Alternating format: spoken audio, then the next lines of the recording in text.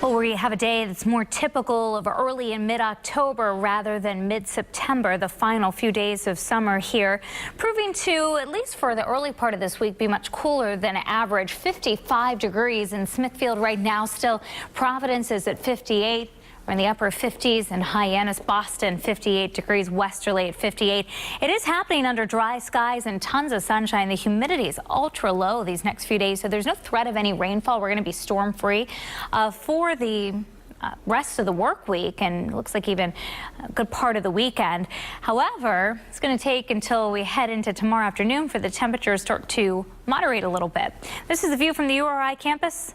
A lot of people out enjoying the quad this afternoon. Other than a few fair weather cumulus clouds, skies are filled with sunshine. In fact, most of those clouds coming down here forming from the cool air flowing over the relatively milder ocean waters off of Cape Cod. And you can see where the clouds are just coming over eastern Massachusetts, clipping parts of southern Bristol County, and even parts of Newport getting in on some of the cloud cover. High pressure, though, will keep us dry, and as that high continues to anchor itself over New England, it will provide for that storm-free weather. And in fact, all the ingredients are there for a very chilly night tonight, and we'll talk more about that. But heading through the rest of the afternoon, lots of sunshine through 3 o'clock. In fact, the clouds that are over the Cape, the islands will start to dissipate as the winds relax this afternoon and this evening. So clear skies overnight tonight, and by tomorrow morning, I think more 30s than what we had this morning, and lots of lower 40s as well at dawn. And those temperatures will steadily climb Wednesday. It'll be noticeably milder by the finish of the day on Wednesday. But this afternoon, we're going to settle with the low and mid 60s. Cool and crisp despite lots of sunshine. Northeast winds still about 5 to 15 miles per hour. We're still seeing some gusts over 18 to 22 miles per hour. Again, I expect the strongest gusts to be the first half of today, so the winds will start to relax. And by tonight, we're down to about 43 degrees.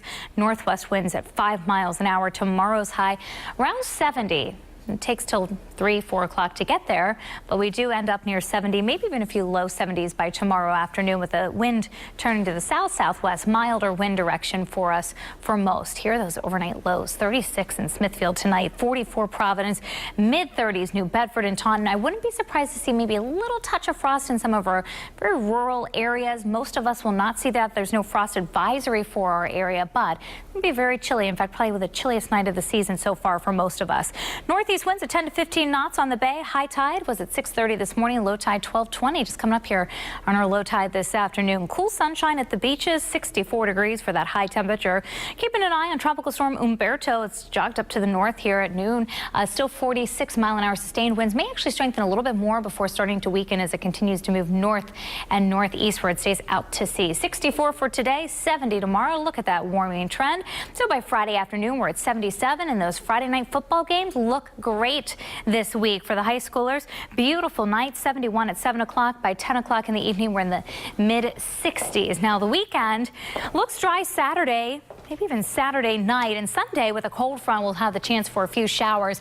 High temperatures both days look to be in the mid-70s with another shot of cooler air behind that front. So a little taste of October here before